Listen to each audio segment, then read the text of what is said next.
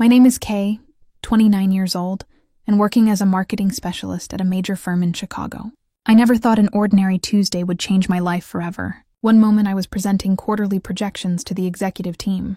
The next, everything blurred. Excruciating pain shot through my skull before darkness swallowed me whole. I woke up alone in a hospital bed, machines beeping around me. A doctor approached, clipboard in hand. "We called your emergency contacts your parents." He said they would come, but he trailed off awkwardly. They never showed up. If you have ever felt abandoned by the people who should love you most, please like and subscribe. Comment where you are watching from and stay for a story about what family really means. Growing up in our middle-class suburban home outside Boston, we looked like the perfect American family in Christmas card photos. My father, Frank, a respected architect with his own small firm, always wore tailored suits and a serious expression. My mother, Diane, taught 3rd grade at the local elementary school, beloved by students and parents alike for her patience and creativity. My sister, Vanessa, 3 years, my senior, completed our family portrait with her perfect grades and flawless appearance. From the outside, we had it all. The colonial-style house with the white picket fence, family dinners every night at 6 sharp summer vacations to Cape Cod. But beneath that polished veneer lay a painful reality I struggled with daily. I was the forgotten daughter forever living in Vanessa's shadow. "Look at your sister's science fair project," my father would say, barely glancing at my own. "First place again? Why can't you apply yourself like Vanessa?" It wasn't that I was a poor student. I maintained a solid 3.8 GPA throughout high school, participated in debate club, and volunteered at the local animal shelter. But next to Vanessa's 4.0 student body presidency and acceptance to Princeton, my achievements might as well have been invisible. "Kaye just needs to try harder," my mother would tell teachers during conferences, even when I was sitting right there. "We know she has potential. Her sister never had these problems." The constant comparisons became the soundtrack of my childhood. When I brought home an A-, the question was always why it wasn't an A+ like Vanessa would get. When I won 2nd place in the regional art competition, my parents attended, but spent the entire time talking about how Vanessa had won 1st place 3 years earlier. My 16th birthday fell on the same weekend as Vanessa's college sorority formal. My parents drove 6 hours to help her prepare, leaving me with a store-bought cake and a hasty note, promising we would celebrate the following weekend. We never did. By the time my high school graduation rolled around, I had stopped expecting my parents to show up for me. They came, of course, cameras ready and smiling proudly as I walked across the stage. But the celebration dinner afterward centered entirely around Vanessa's recent engagement to Travis, a medical student from a wealthy family. My acceptance letter to Northwestern University in Chicago warranted only a passing mention. "Chicago is so far away," my mother had said, frowning slightly. Vanessa stayed much closer to home. "It is a good school," my father conceded, though not quite Princeton. I chose Northwestern specifically because it was far from Boston, far from the constant reminders that I would never measure up. Chicago represented freedom, a chance to define myself on my own terms, without the weight of comparison crushing me daily. Vanessa settled into married life just 20 minutes from our parents. She had 2 picture-perfect children within 3 years, a boy and a girl with matching blonde curls like hers. She decorated her 5-bedroom colonial in the same style as our mother, hosted dinner parties for my father's clients, and documented every moment of domestic bliss on social media. "Your sister has such a beautiful family," my mother would sigh during our increasingly infrequent phone calls. "When are you going to settle down, Kaye? Your biological clock is ticking." Never mind that I had built a successful career, made wonderful friends, and created a life I was proud of. In my family's eyes, I was failing at the only metrics that truly mattered: marriage, children, and proximity to them. The last Thanksgiving I spent at home 2 years ago crystallized everything. My parents had converted my childhood bedroom into a playroom for Vanessa's kids without telling me. I slept on a pull-out sofa in the basement, while Vanessa and her family took over the guest rooms. "We thought you wouldn't mind," my mother explained when she saw my hurt expression. "It isn't like you're here often anyway." During dinner, Vanessa dominated the conversation with stories about her children's accomplishments and her husband's recent promotion. When I tried to share news about my own promotion to senior marketing strategist, my father checked his watch and asked if anyone wanted more turkey. I left a day early claiming a work emergency. No one questioned it. No one called to check if I had made it back to Chicago safely. 3 weeks later, Vanessa tagged me in a family photo taken the day after I left, Family complete the caption. Read as if my absence was not only expected, but preferred. That was when I finally accepted the truth. I would never be a priority to them. I could exhaust myself trying to earn their approval, their attention, their love, but it would always be a losing battle. So I stopped trying. Our communication dwindled to obligatory holiday calls and occasional text messages. I built my life in Chicago and tried to convince myself I was better off without the constant reminder of my second-ass status in the family until the day my body betrayed me and left me facing my worst fears, being completely alone when I needed someone most. 5 years into my Chicago life, I had finally found my rhythm. As a digital marketing strategist at Horizon Media Group, one of the city's top agencies, I managed campaigns for multinational clients with budgets in the millions. My apartment in Wicker Park wasn't huge, but it was mine, decorated with artwork from local artists and furniture I had carefully selected. I had a small circle of friends, mostly from work, and my weekly pottery class, who accepted me exactly as I was. The distance from my family allowed me to breathe, to grow into myself without constantly being measured against Vanessa's yardstick. Our communication had settled into a predictable pattern. I called on birthdays and major holidays, listened to updates about Vanessa's perfect life, and offered carefully edited versions of my own. I sent gifts at Christmas and for my niece and nephew's birthdays. They rarely acknowledged receiving them. I told myself this was normal, healthy even. Plenty of adults maintained minimal contact with their families. If there was a hollow ache in my chest when I saw friends reunite joyfully with their parents at airports, or when colleagues left work early to attend their siblings' events, I ignored it. This was the price of peace, of escaping the constant feeling of inadequacy. Work became my anchor, my identity, my validation. Every successful campaign, every client compliment, every promotion served as evidence that I was worthy, capable, valuable. I poured myself into projects regularly, working 12-hour days and bringing my laptop home on weekends. My boss Richard praised my dedication while simultaneously exploiting it. "Kaye's our resident workaholic," he would joke in meetings. "No husband or kids to rush home to, so she can always take on one more project." I laughed along, pretending it didn't sting. Better to be known for my work ethic than my family situation. The headaches started about 6 months ago, small ones at first, easily dismissed with over-the-counter pain relievers. Then came the fatigue, that coffee couldn't cure the occasional dizziness, when I stood too quickly the night spent staring at my ceiling, unable to fall asleep, despite bone-deep exhaustion. "You need a vacation," my friend Olivia said over lunch one day, noticing the dark circles under my eyes. "When was the last time you took more than a long weekend?" I couldn't remember. There was always another deadline, another client, another reason to postpone taking care of myself. The North Star Athletic account was supposed to be my crowning achievement.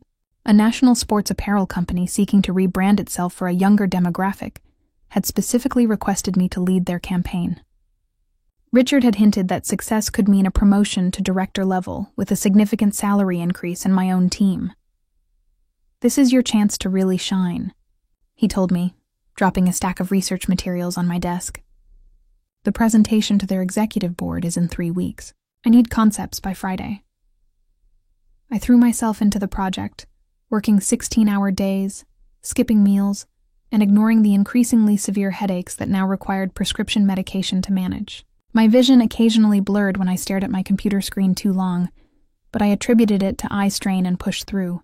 The morning of the presentation, I woke with the worst headache yet, a vice grip of pain that made even the dim morning light unbearable.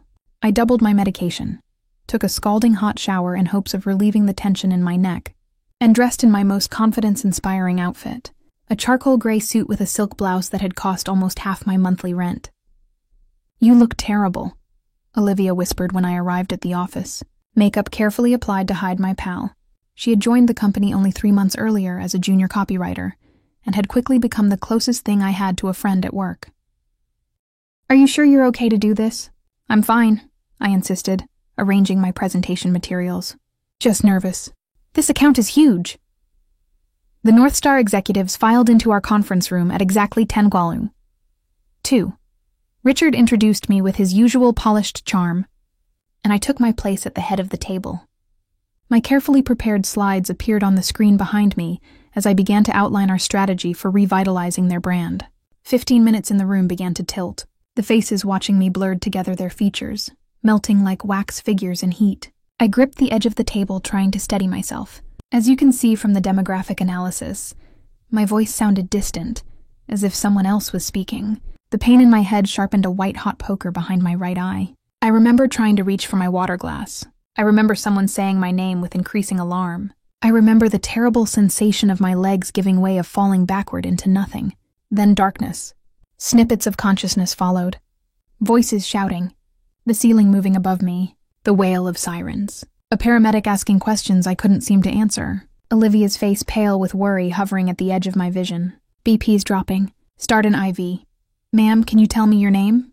I tried to respond, but my mouth wouldn't cooperate. The pain was everywhere now, crushing my skull from the inside out. Then merciful darkness again. When I fully regained consciousness, I was in a hospital bed. The lights were dimmed, but I could make out the outlines of medical equipment surrounding me. An IV line ran into my arm and something beeped steadily nearby. My mouth felt like it was stuffed with cotton, and the pain in my head had receded to a dull throb. A nurse noticed I was awake and approached. "Welcome back," she said, checking the monitors beside me. "You gave everyone quite a scare. I'm going to let the doctor know you're awake." "What happened?" My voice was a raspy whisper. "You collapsed at work. Your colleague came with you in the ambulance. She had to go back to the office but said she would return later. She adjusted something on my IV. The doctor will explain everything. Try to rest." The doctor arrived shortly after, a woman in her 40s with kind eyes and a direct manner. "Miss Davis, I'm Dr. Chen. You're at Northwestern Memorial Hospital. You collapsed due to severe dehydration and exhaustion, but we're concerned there may be underlying causes. We're running some tests. When can I leave?" I asked, already thinking about the North Star presentation. "I have work." "That's not happening anytime soon," Dr. Chen said firmly. "Your body is telling you something important, and you need to listen. We've contacted your emergency contacts, your parents. They said they would come but haven't arrived yet." Something cold settled in my stomach. Of course they hadn't come. Why had I even listed them as emergency contacts? Force of habit, perhaps. Or some lingering childish hope that in a true crisis they would show up for me. "They live in Boston," I explained, as if distance was the only reason for their absence. "It's a long trip." Dr. Chen's expression suggested she understood more than I was saying. "Well, you won't be alone. Your colleague Olivia seems quite concerned, and we have excellent staff here." As she explained the tests they wanted to run, the medications they were giving me, the symptoms they were monitoring, I felt strangely detached. Part of me had always wondered what would happen if I truly needed my family. Now I knew nothing. Nothing would happen. They simply wouldn't be there. The hospital room became my new reality, a sterile universe of beeping machines, bland food trays, and the rhythmic squeaking of nurses' shoes on linoleum floors. Time lost its meaning, measured now in medication doses and shift changes rather than meetings and deadlines. I drifted in and out of sleep that first day, the medication making everything foggy. When I woke more clearly the next morning, Olivia was sitting in the visitor's chair beside my bed, scrolling through her phone. She looked up when I stirred. "Hey there, Sleeping Beauty," she said, setting her phone aside. "How are you feeling?" "Like I got hit by a truck," I admitted, trying to sit up. My head swam with the movement. "What happened with the North Star meeting?" Olivia rolled her eyes. "Seriously, that's what you're worried about. You literally collapsed and got rushed to the hospital. It was an important presentation," I insisted weakly. Richard finished it. "They were concerned about you, by the way. The North Star people, they sent flowers." She nodded toward a modest arrangement on the windowsill I hadn't noticed. Richard, on the other hand, asked when you'd be back because, and I quote, "The North Star timeline is very tight." Sounds like Richard at first murmured. "I brought you some things." Olivia placed a tote bag on my bed. "Pajamas, toiletries, your phone charger, and that book from your nightstand. I hope you don't mind that I used the spare key you gave me." The simple act of kindness made my throat tighten. Here was Olivia, someone I had known for only 3 months, bringing me comfort items and sitting at my bedside. Meanwhile, my own family. "Have my parents called the hospital?" I asked, already knowing the answer. Olivia's hesitation told me everything. "I'm not sure. The nurses would know better than me." "It's okay," I said quickly. "They're busy and Boston is far. It's a 2-hour flight," Olivia said, an edge to her voice. "But hey, I'm sure they have their reasons." We both knew what those reasons were, but neither of us said it aloud. Instead, Olivia filled me in on office gossip until a nurse came in to check my vitals. Later that afternoon, Dr. Chen returned with a neurologist, Dr. Patel. Their serious expression sent a chill through me. Miss Davis, we have some concerns about your preliminary tests, Dr. Chen began. Your symptoms combined with some abnormalities in your blood work and initial imaging suggest we need to look deeper. Dr. Patel stepped forward. We'd like to perform an MRI and some additional tests. We're seeing indications of possible pressure within your cranium that could explain your severe headaches and the fainting episode. Pressure like what exactly? My mouth had gone dry. It could be several things, he answered carefully. Inflammation, fluid buildup, or possibly a mass of some kind. The MRI will give us a clearer picture. A mass? The word hung in the air, heavy with implication. They weren't saying tumor, but that's what they meant. Fear crawled up my spine, cold and insistent. I managed. When will this happen? We've scheduled the MRI for tomorrow morning, Dr. Chen said. In the meantime, we're going to start you on medication to reduce any inflammation and help with the pain. Have my parents been updated about this? I asked, not sure why I was torturing myself by asking. Dr. Chen's expression softened with sympathy. We called the number in your file again this morning. Your father answered and said they were making arrangements to come but needed some time. Making arrangements for a 2-hour flight. While their daughter might have a brain tumor. The wound of their indifference, always painful but usually manageable, ripped wide open. After the doctors left, I lay in the dim room, utterly alone with my fear. The thought of facing a serious diagnosis without family support made the hospital walls seem to close in around me. I considered calling them myself, but pride stopped me. If they couldn't be bothered to call the hospital for updates, why should I reach out?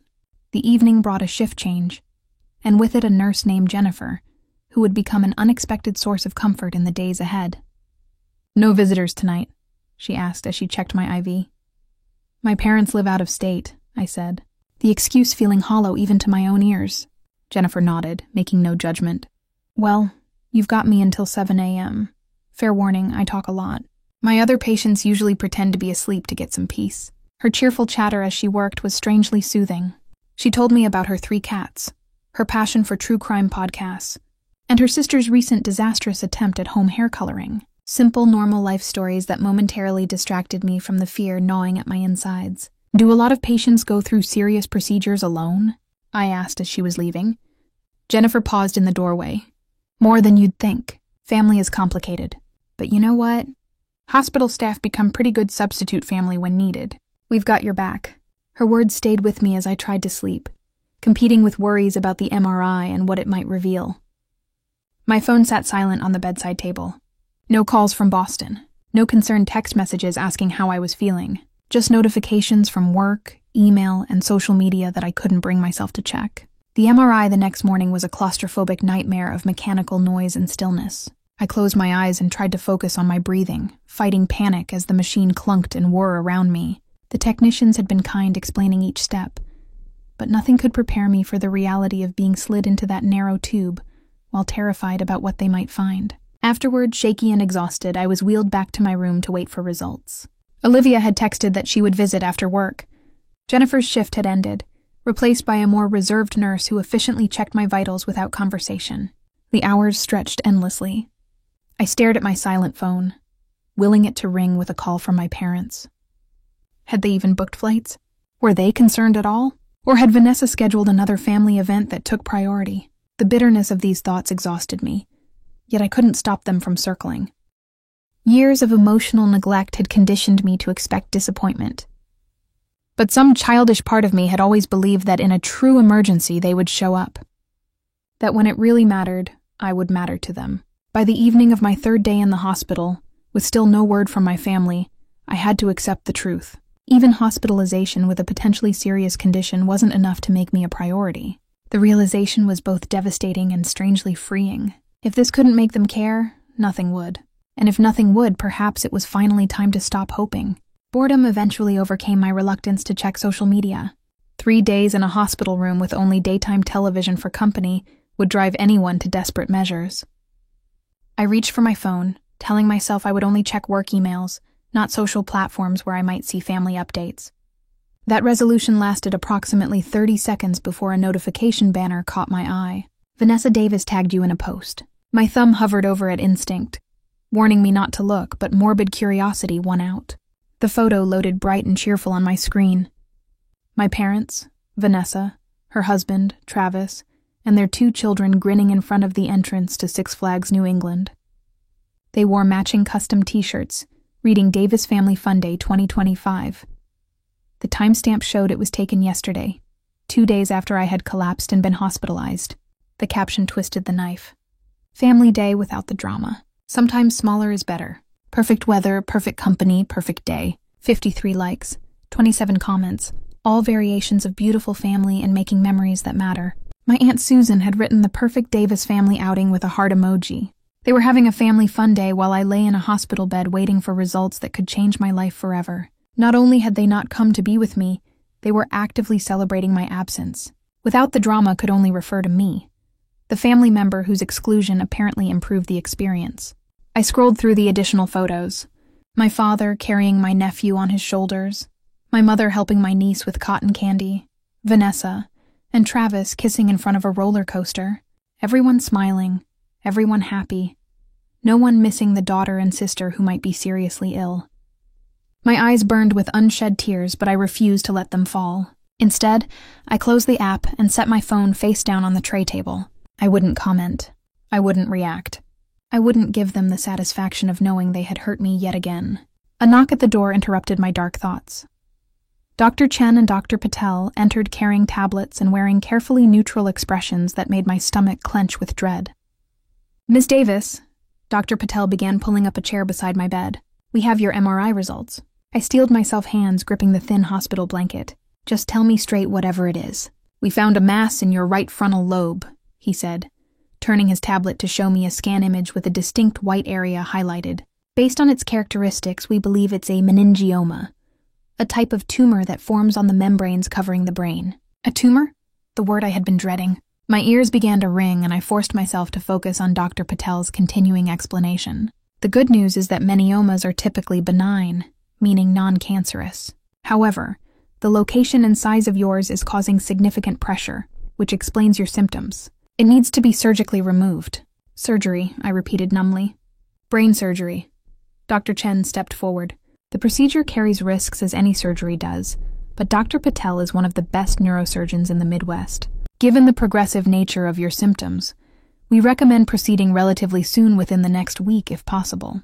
They continued explaining the procedure, the recovery process, the success rates, but their voices seemed to come from very far away. All I could think was that I would be facing brain surgery completely alone. "Is there someone we can call for you, doctor?"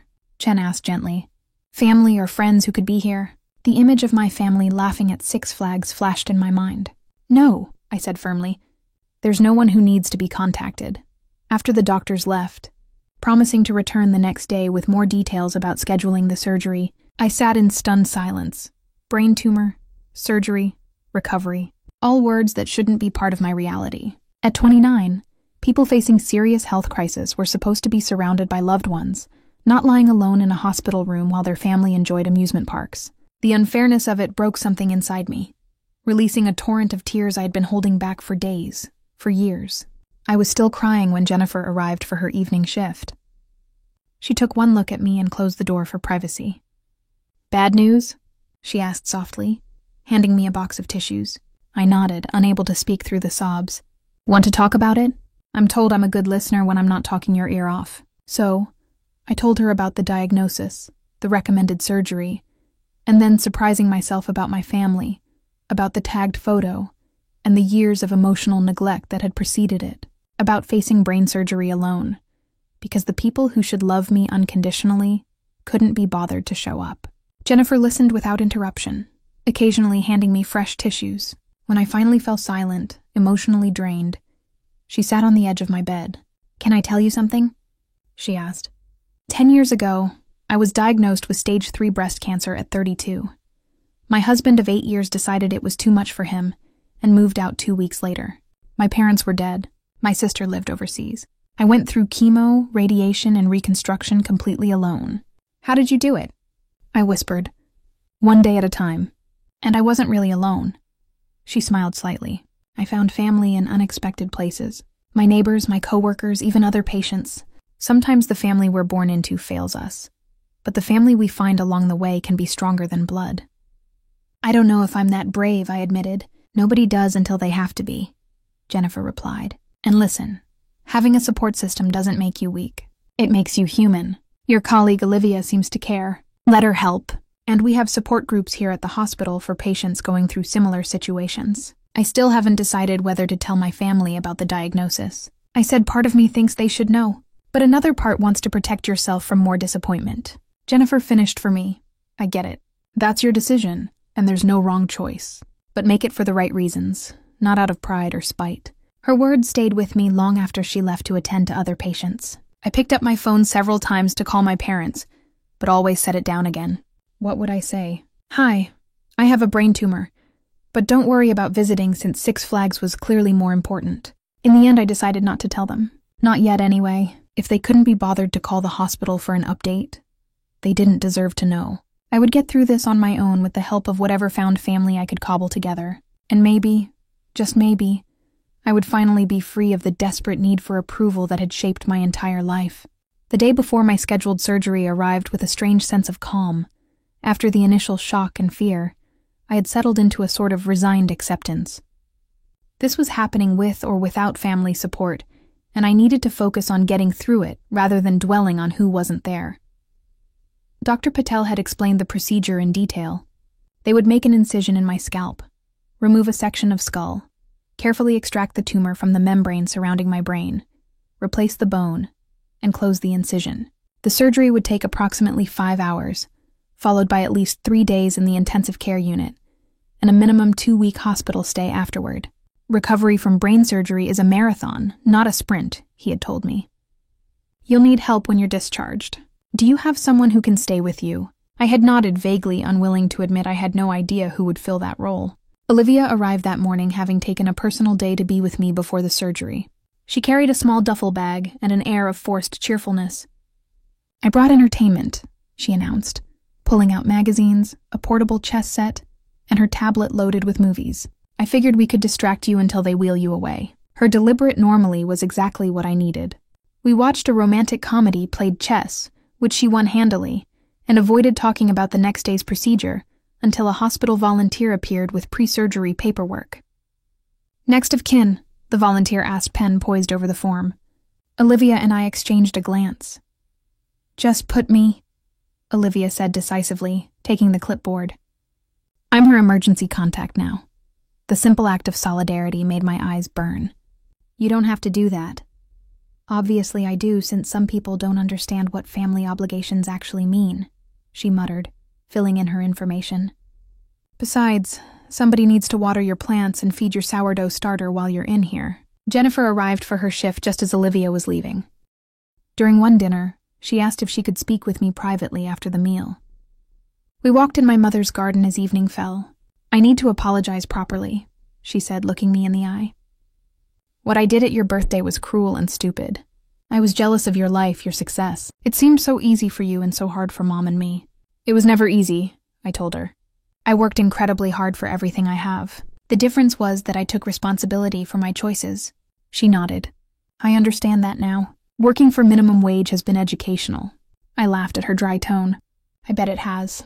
The thing is, she continued, I actually like earning my own money. It feels good to buy something and know it is really mine, not a handout. That is how independence works. I agreed. It is harder but more satisfying. About college, she said hesitantly. Is that trust fund really still there? It is. Education was always the plan for that money, and it still is.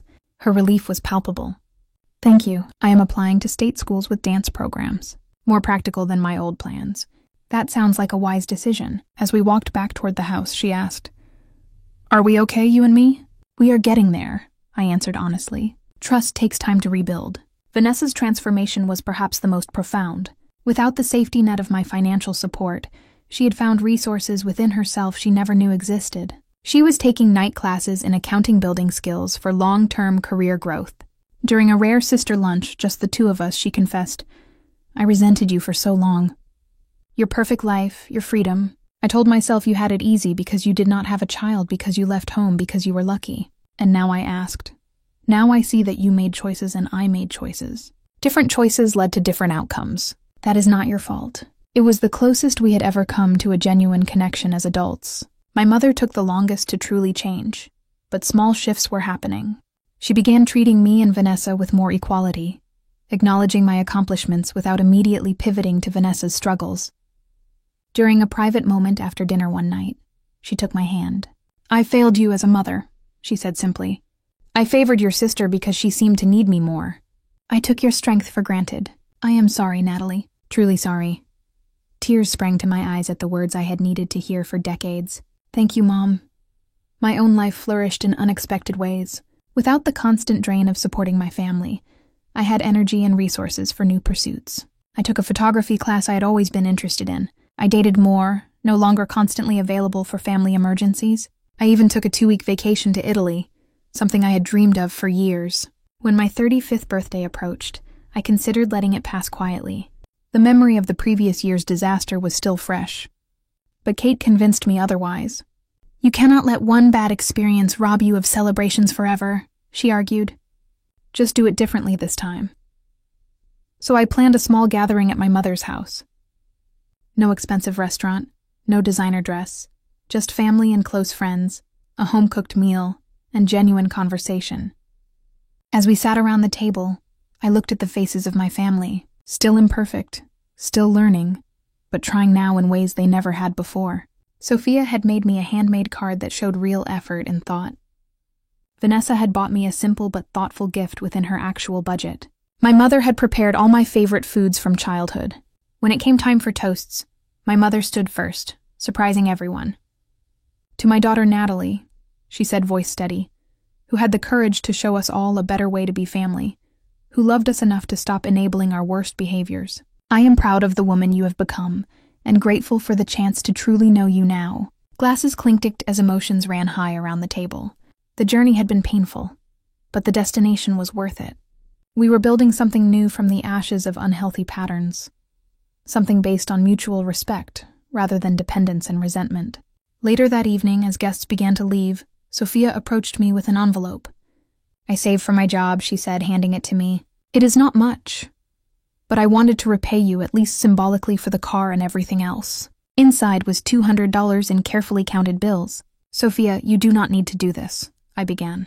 "I want to," she insisted. "It is important to me to show you I understand now." I accepted the envelope with the gravity it deserved, recognizing it not for its monetary value, but for what it represented: accountability, growth, respect. As I drove home that night, I reflected on the lesson of the past year. Sometimes the greatest act of love is saying no. Sometimes the hardest boundaries are the ones most necessary for growth. And sometimes family has to break before it can be properly rebuilt. The relationship with my family was still healing, still evolving. There would be missteps and old patterns to overcome. But for the first time, I felt hopeful that we were moving towards something healthier. Something based on mutual respect, rather than obligation and resentment. The journey had been painful but necessary. By standing firm in my worth, I had given my family the opportunity to rise to their best selves, rather than continuing to sink into entitled dependence. And I had given myself permission to be valued, respected, and truly loved. If you have ever dealt with entitled family members, or struggled to set boundaries with loved ones, please share your experiences in the comments below. How did you handle it? What worked for you? And if you enjoyed this story of family transformation, please like, subscribe, and share with someone who might need to hear it. Remember, sometimes the hardest choices lead to the most necessary healing. Thank you for listening to my story, and may you find the strength to create healthy boundaries in your own relationships. The two of them exchanging introductions and phone numbers to coordinate visits during my recovery. The ease with which they assumed responsibility for me, virtual strangers just days ago, contrasted sharply with my actual family's absence. "I've got something for you," Jennifer said after Olivia left. She handed me a slip of paper with several names and room numbers. "These are patients who've either had similar surgeries or are also going through treatment alone. Everyone on this list said they'd welcome a visitor if you feel up to it." Now, the night before surgery, she shrugged. "Sometimes talking to people who get it helps more than anything else. No pressure, though." After Jennifer moved on to her other patients, I stared at the list. Considering sitting alone with my thoughts didn't seem appealing, so I changed into the robe Olivia had brought and made my way to the first room on the list. Over the next 2 hours, I met 5 extraordinary people. Martin, a 67-year-old retired teacher who had undergone the exact same surgery 3 weeks earlier and was making an excellent recovery. Sophia, a 35-year-old single mother battling lymphoma whose family lived in Colombia. Darius, a college student whose parents had disowned him when he came out now facing leukemia with fierce determination. Ruth, an elderly woman whose children lived across the country recovering from a stroke. And Jackson, a 40-year-old divorced father of 3 who had survived a traumatic brain injury from a car accident. Each conversation left me feeling less alone, less uniquely abandoned. Their stories of resilience, of finding strength when it seemed impossible, wrapped around me like a protective shield. By the time I returned to my room, exhausted but calmer, I felt part of something larger than myself. A community of survivors. I slept surprisingly well that night and woke ready to face what was coming. The pre-surgery preparations passed in a blur of forms, vital checks, and last-minute instructions. Olivia arrived just before they came to take me to the operating room, squeezing my hand and promising to be there when I woke up. "You've got this," she whispered. "And you've got me. That's enough." The anesthesiologist asked me to count backward from 10. I made it to 7 before darkness claimed me. Waking after brain surgery is nothing like in movies. There was no dramatic moment of consciousness, just a gradual, disorienting emergence into a world of pain and confusion. Voices floated around me, hands touched me, machines beeped. But everything felt disconnected, as if happening to someone else. Time lost all meaning. I drifted in and out, catching fragments of conversation between nurses and doctors. Stable, responsive, good signs. The words registered without context, slipping away before I could fully grasp them. When I finally surfaced more completely, the first face I saw was Olivia's, tired but smiling beside my ICU bed. "Hey there," she said softly. "Surgery went great. Tumor's gone. You're going to be fine." I tried to speak, but my throat was too dry. She offered a small ice chip from a cup beside the bed. "Jennifer's here too," Olivia added. "She came by on her break, and Martin from down the hall sent flowers. You've got quite the fan club forming." A nurse appeared, checking monitors and adjusting something above my head.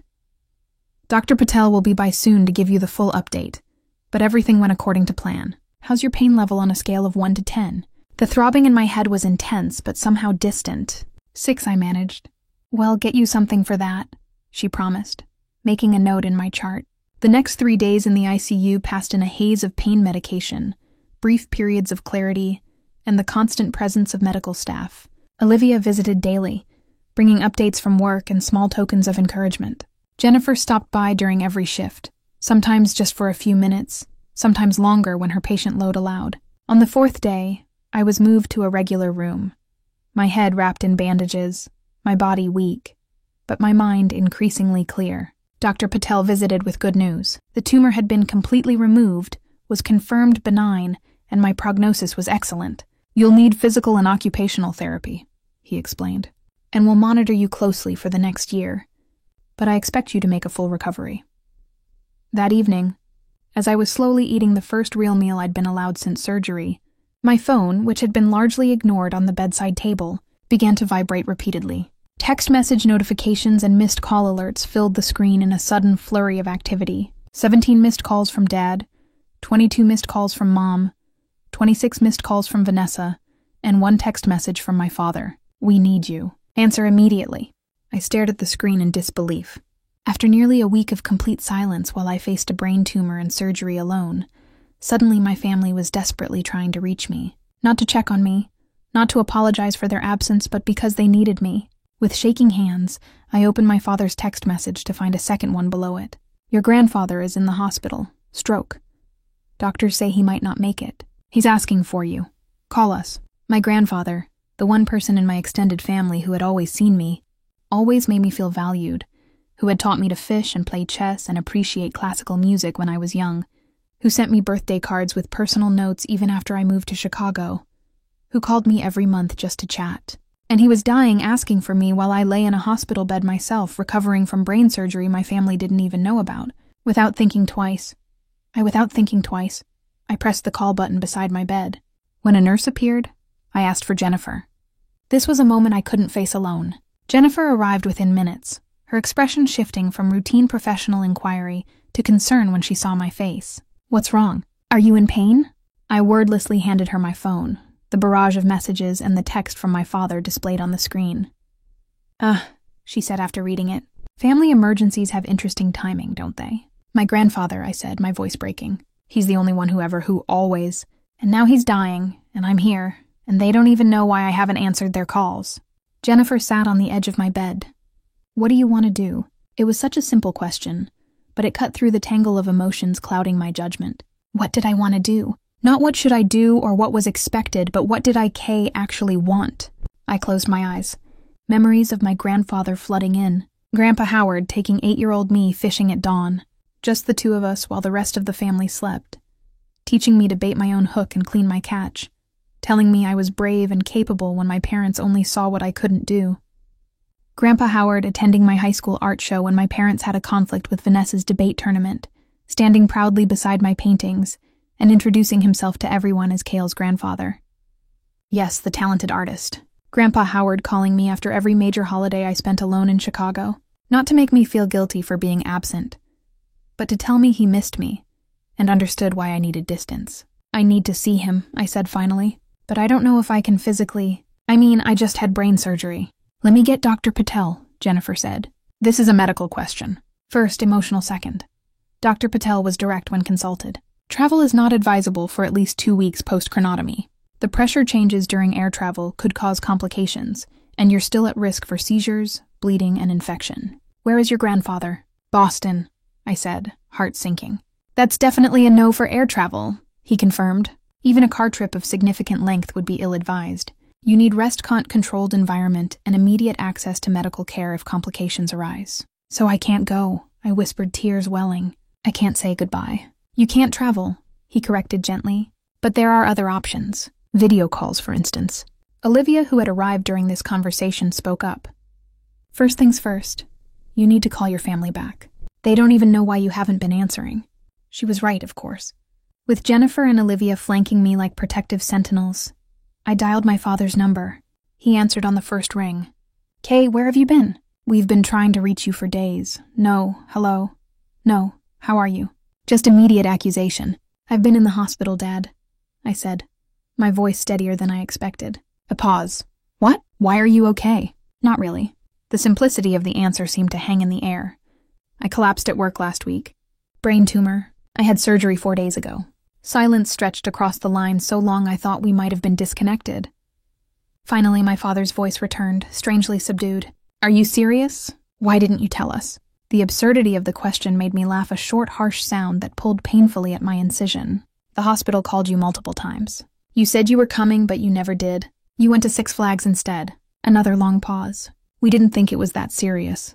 The nurse just said you were dehydrated and exhausted, and you didn't think to check back, to call the hospital for updates, to call me directly. Each question tightened my grip on the phone. I woke up alone in a hospital bed. Dad, I was diagnosed with a brain tumor alone. I went into brain surgery alone. Kaye the first. He seemed at a loss for words, something I'd never witnessed before. We should have checked. I'm sorry. The apology, likely the first I'd ever received from him, should have felt momentous. Instead, it felt hollow. Too little. Too late. 3 hours later, my phone rang with a video call. Taking a deep breath, I answered to see my grandfather's hospital room. My father was adjusting the phone angle, my mother and Vanessa visible in the background, both looking uncomfortable. Grandpa, I called softly. It's Kaye. The camera moved to show my grandfather's face thinner and grayer than I remembered, but his eyes lighting up at the sight of me. Katie girl, he said, using his old nickname for me, his voice slurred but intelligible. There you are. I tried to angle my phone so my bandaged head wasn't visible, but his sharp eyes missed nothing. What happened to you? He asked, concern evident even through his weakened state. Just a little surgery, I said, trying to sound casual. Nothing to worry about. Liar, he said with a ghost of his old teasing smile. Your father told me brain tumor, my brave girl. Tears spilled down my cheeks. Even now, sick and dying, he was more concerned about me than himself. I'm okay, Grandpa. The doctors say I'll make a full recovery. Good, that's good. His eyes drifted closed briefly, then opened with effort. Listen to me, Katie girl. The lake house, it's yours. I blinked in confusion. What? My cabin at Crystal Lake. I'm leaving it to you. Papers already signed. His words were becoming more slurred. Always your special place, remember? I did remember the small cabin on Crystal Lake, where I'd spent summers as a child fishing with Grandpa Howard in the early mornings, reading on the screened porch during afternoon thunderstorms, falling asleep to the sound of loons calling across the Pris. It was my favorite place in the world, a sanctuary where I had always felt truly at peace. Grandpa, you don't have to. Already done, he interrupted. You'll take care of it. No, you will. His gaze intensified. One more thing, Katie girl. Stop running. What do you mean from them? He said, glancing toward where my parents must have been standing out of frame. Talk to them. Make them hear you, then decide. Running keeps the herd alive. His words struck me with the force of truth. I had been running from my family for years, physically and emotionally distancing myself, but never truly confronting the pain they had caused. Never demanding to be seen, to be heard, to be valued. I had accepted my role as the forgotten daughter and fled rather than fighting for the recognition I deserved. I will, I promised. Next time I see them. No time like now, he said with a hint of his old stubbornness. I'm tired. You talk to them. His eyes closed again. Love you, Katie girl. Always have. I love you too, Grandpa, I whispered. But he was already drifting to sleep. The stroke having sapped his limited energy, my father's face appeared on screen. He needs to rest, the doctors say. He trailed off his gaze, finally focusing on my appearance. My God, Kay, your head. Brain surgery, I reminded him flatly. Remember He seemed lost for words again. A new and disconcerting experience for a man who always knew exactly what to say. We should have been there. Yes, I agreed. You should have. My mother appeared beside him, her hand flying to her mouth when she saw me. Kay, your beautiful hair. Of all the things to focus on. Not my health, not my fear, not my solitude during a life-threatening ordeal. My hair, it'll grow back, I said coldly. Unlike your daughter's trust in you. Vanessa pushed into frame, her perfect features arranged in a sympathetic expression that didn't reach her eyes. Kay, if we had known it was serious, of course we would have come. Would you? I challenged. Because the hospital called and told you I had collapsed and was hospitalized, that should have been enough for any normal family to at least call and check on me. Instead, you tagged me in your family day without the drama while I was waiting to hear if I had cancer. Vanessa had the grace to flush. I didn't mean. Yes, you did, I said with certainty. You've always been happier when I'm not around to complicate your perfect family narrative. Well, congratulations. You got your wish. I faced the scariest moment of my life completely alone because my family couldn't be bothered to pick up a phone. My father cleared his throat. Kay, we made a mistake. A terrible mistake. But we're your family. We love you. Do you? I asked simply. Because love means showing up. It means caring. It means making someone a priority. I can't remember the last time any of you did that for me. That's not fair, my mother protested. We've always supported you. When I demanded, when have you ever put me first? When have you ever chosen me over Vanessa? When have you ever recognized my accomplishments without comparing them to hers? The silence that followed was answer enough. I'm hanging up now, I said. I'm tired and I need to rest. Tell Grandpa I'll call tomorrow. And don't worry about coming to Chicago. I have people taking care of me. Real family. I ended the call before they could respond, then turned off my phone entirely. I'd kept my promise to Grandpa Howard. I'd spoken my truth. And for the first time in my life, I felt free of the desperate need for their approval. Olivia, who had stepped out during the call to give me privacy, returned with a cup of ice chips. How did it go? Exactly as it needed to, I replied. I'm ready to focus on healing now. 2 weeks after my surgery against Dr. Patel's strong recommendation, but with his reluctant approval, I boarded a train to Boston. My grandfather's condition had stabilized somewhat, though the prognosis remained poor. I was determined to see him one last time to thank him in person for being the one family member who had always seen my worth. Olivia had insisted on accompanying me, taking additional vacation days to serve as what she called my medical bodyguard. Jennifer had provided detailed instructions for managing my medication, recognizing warning signs, and handling potential complications during travel. My work colleagues had organized a meal delivery service for when I returned to Chicago, and Martin from the hospital had offered his lakefront cottage for my recovery period once I was cleared for longer travel. The outpouring of support from virtual strangers contrasted sharply with my family's belated awkward attempts at reconciliation. My father had called daily since our confrontation, his conversations stiff and formal, asking about my health, but never addressing the deeper issues between us. My mother had sent flowers to my hospital room with a card signed "Love, Mom and Dad," but no personal message. Vanessa had removed the family without drama post from social media and replaced it with a generic thinking of you message tagging me. None of it felt genuine. None of it acknowledged the years of emotional neglect that had culminated in my facing brain surgery alone. But I wasn't going to Boston for them. I was going for Grandpa Howard. The train journey was exhausting, each bump and vibration sending pain through my still healing skull. By the time we arrived at Boston South Station, I was pale and shaking, leaning heavily on Olivia. "We're getting a hotel room first," she insisted. "You need to rest before facing them." I didn't argue. The 4-hour train ride had drained what little energy I had built up during my hospital stay. We checked into a hotel near the hospital where my grandfather was being treated, and I collapsed onto the bed asleep almost instantly. The next morning, feeling somewhat recovered, we took a taxi to Massachusetts General Hospital. I had deliberately not informed my family of my arrival, wanting to see my grandfather without their hovering presence if possible. Luck was with me. When we reached his room, it was empty of visitors, though the collection of jackets and coffee cups suggested my parents and sister had just stepped out, probably for breakfast in the cafeteria. Grandpa Howard was awake, staring out the window at the Boston skyline. He turned as I entered his face, lighting up with surprise and joy. "Katie girl," he said, his speech still slurred but stronger than during our video call. "You came?" "Of course I came," I said, moving to his bedside and carefully leaning down to kiss his cheek. "Wild horses couldn't keep me away." His gaze took in my appearance. The healing incision partially visible beneath my loose-knit cap, the weight loss from my hospital stay, the lingering pallor. "You shouldn't have traveled too soon after surgery." "Pot kettle," I teased gently, gesturing to his own hospital bed. "Besides, I had to thank you in person for the lake house, but more importantly for always being the one person in this family who really saw me." He reached for my hand, his grip frailer than I remembered, but still warm and reassuring. "Always been proud of you, Katie. Your strength, your independence, your heart." I blinked back tears. "I learned it from you. Did you talk to them?" he asked. "Your parents, Vanessa." I told them how I felt, I confirmed, but I don't think they really heard me, or if they did, they don't know how to fix it. Maybe some things can't be fixed. He shook his head slightly. "Family's complicated. People make mistakes, big ones. Doesn't mean they don't love you. Love should be more than an obligation," I said. "More than a word." "It should," he agreed.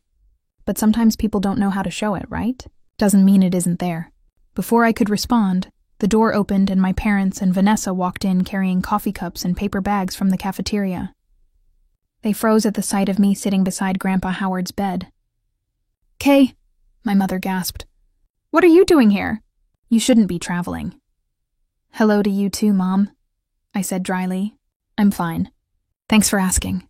My father recovered first, setting down his coffee and approaching cautiously as if I might bolt.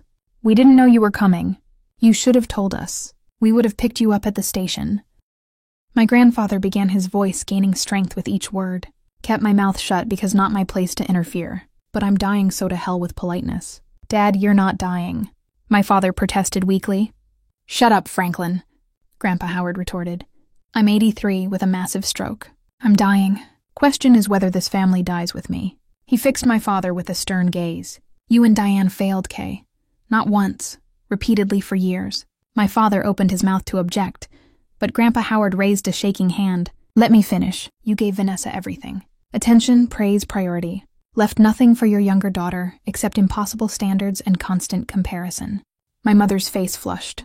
"That's not true. We love both our daughters equally. Love isn't equal if it isn't equitable," my grandfather countered. "You never saw Kaye for herself, only saw how she measured up to her sister. Made her invisible in her own family." Tears sprang to my eyes at hearing someone finally articulate what I had felt my entire life. Invisible, unseen, a perpetual disappointment by comparison. "And you," Grandpa Howard turned to Vanessa, "accepted it, enjoyed it. Special treatment, golden child. Never stood up for your sister. Never shared the spotlight." Vanessa's perfect composure cracked. "That's not fair. It's not my fault if Kaye always felt overshadowed. I can't help being successful." "No," I said quietly, "but you could have helped throwing it in my face, tagging me in your perfect family photos while I was lying in a hospital bed." "That was a choice, Vanessa. I didn't know you were having surgery," she protested. "You knew I was hospitalized," I countered. The hospital called, and instead of picking up the phone to check on me, you took our parents to Six Flags and posted about how much better family time is without my drama. Vanessa at least had the grace to look ashamed. I shouldn't have posted that. It was thoughtless. It was cruel. I corrected, but it wasn't new. It was just the latest in a lifetime of moments where this family made it clear I was an afterthought at best, an inconvenience at worst. My father stood abruptly pacing the small room. This isn't fair. We made one mistake. One? We should have checked on you at the hospital. Yes, but to act like we've been terrible parents your entire life. Sit down, Franklin, Grandpa Howard ordered, and listen for once in your life. My father subsided into his chair, looking mutinous. Kaye, my grandfather said gently, your turn. Say what needs saying. All of it. I took a deep breath, gathering the courage he so clearly believed I possessed. I spent my entire childhood trying to be seen by you. I began looking directly at my parents, trying to earn the attention and approval you gave Vanessa so freely. I brought home good grades, won awards, did everything right, and it was never enough. Never as good as Vanessa. We were proud of you, my mother insisted. Were you? Because you never said it. Not without adding, but Vanessa did it better. Or if only you worked a little harder. The words poured out now, years of suppressed hurt finding voice. Do you know why I moved to Chicago? Not for the job, to escape. To find out who I could be without constantly being measured against Vanessa and found wanting. We never meant to make you feel that way, my father said, his voice quieter now. Intention doesn't change impact, I replied. And the impact was that I faced brain surgery completely alone, because I didn't believe my own family cared enough to be there. That's not a small thing, Dad. That's the result of years of feeling unimportant to the people who should value me most. Silence fell after my words, heavy with unspoken emotions. My grandfather reached for my hand again, squeezing it encouragingly.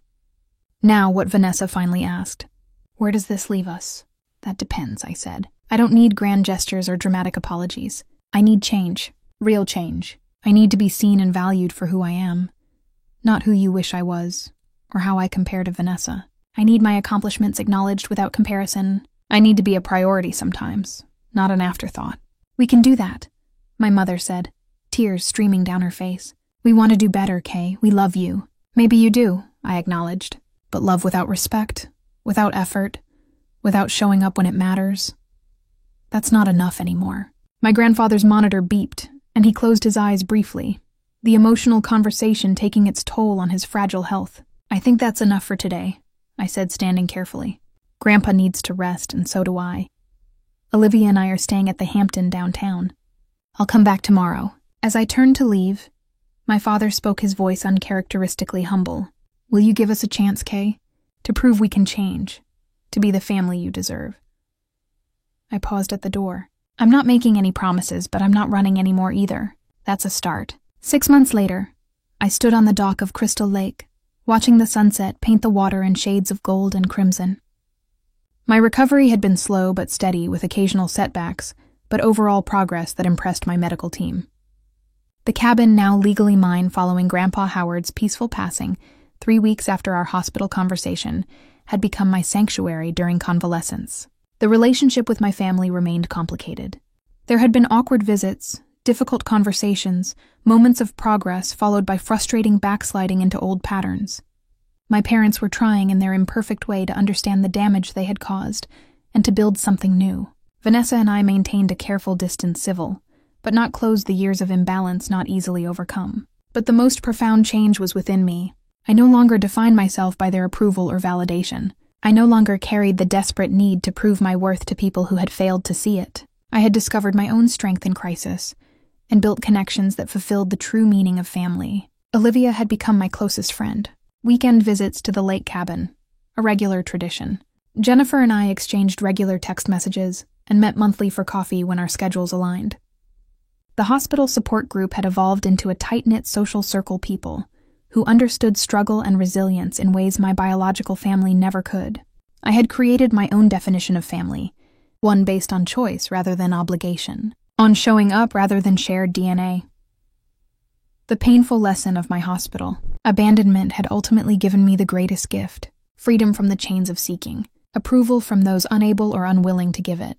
As the sun dipped below the treine, casting long shadows across the dock, I heard car doors slamming and voices approaching. My chosen family arriving for the weekend gathering I now hosted monthly. People who came because they wanted to be with me, not because they felt they should be. That was the deepest lesson my ordeal had taught me. Family isn't always who raises you. Sometimes it's who shows up when you collapse, who sits beside your hospital bed, who helps you heal in all the ways that matter. Sometimes you have to lose what you thought you needed to find what you truly deserve. Have you ever had to redefine what family means to you? Comment below with your experience. If this story resonated with you, please hit the like button and subscribe to hear more stories of resilience and self-discovery. Share with someone who might need to be reminded that sometimes the family we choose is more healing than the family we're born into. Thank you for listening, and remember, you deserve people who show up for you without being asked.